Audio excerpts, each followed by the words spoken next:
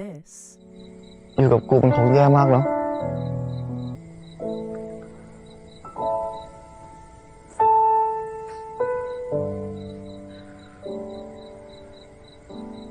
ทำไมมึงคิดงั้นวะมึงอะเป็นคนที่เก่งมากเลยนะมึงทำให้กูอะเปลี่ยนเป็นคนที่ดีขึ้นได้ is not this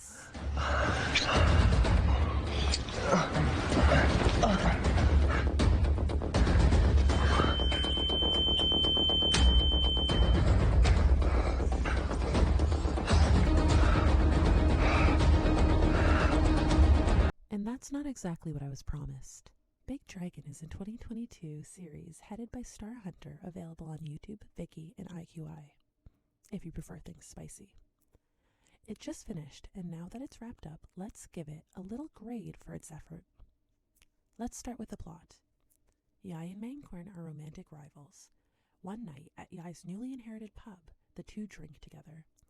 Yai has nefarious plans for the evening, but they backfire and he and Mainkorn end up spending a wild night together. Taunted by Mainkorn, who has footage of their hookup the next day, Yai takes his anger out on the pub. He hopes to forget what transpired between them and sink himself into pub renovations, but when he meets with the design team, he's surprised to see fifth-year architecture student Mainkorn among them. What can you expect? The show presents itself as an enemies to lovers series, with quite a bit of morally gray sexual tension and a hint of BDSM. I don't really think it delivers, though. You are more likely to see it as a bratty prince and a soft boy. Or at least I did. There is a lot of misunderstandings, a lot of angry sex, and a lot of family drama. There are also a lot of soft boy cute moments, and when they allow it, funny moments. Expect cliched things like a dead mom, knowing each other since childhood love interests that return to cause drama on both sides, drunken encounters, opportunities in other countries that will keep our lovers apart, and so much lack of communication it's embarrassing. If any of that appeals to you, then give it a shot. Having watched this series, I wanted to give my opinion on the good, the bad, and the ugly. The good. Mosbank, who play Mainkorn and Yai respectively, have some great chemistry and good moments together. I can admit that a lot of their behind-the-scenes actions kept me invested in their characters more than the plot did. The scenery and cinematography were pretty good.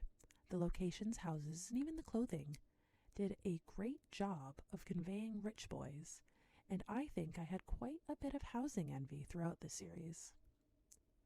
The budget seemed to do the series pretty well. I can't complain about editing, makeup, setting, costumes, or production. The series did a pretty great job of looking good. The bad. Good production and strong chemistry cannot a good plot make. Big Dragon tried to throw a lot of things at the wall to see what would stick, and most of the story fell flat. The plot is kind of all over the place. There is a lot of things that happen over 8 episodes, but don't really expect much to come of it.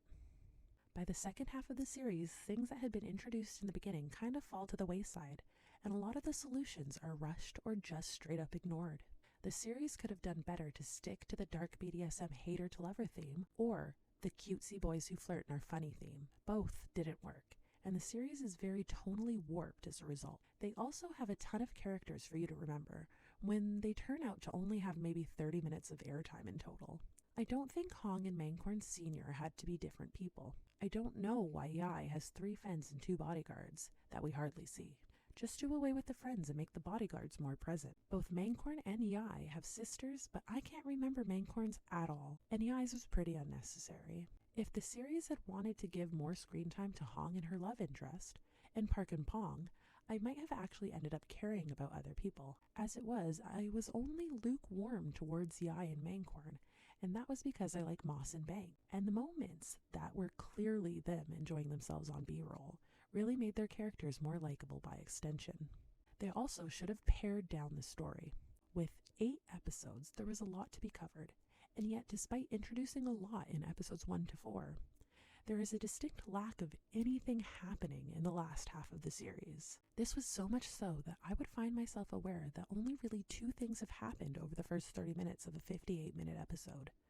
The episodes really could have done with being shorter, but luckily, watching does come with the option of 1.5 speed, which I would suggest makes this show feel like it's running at a proper speed. The ugly.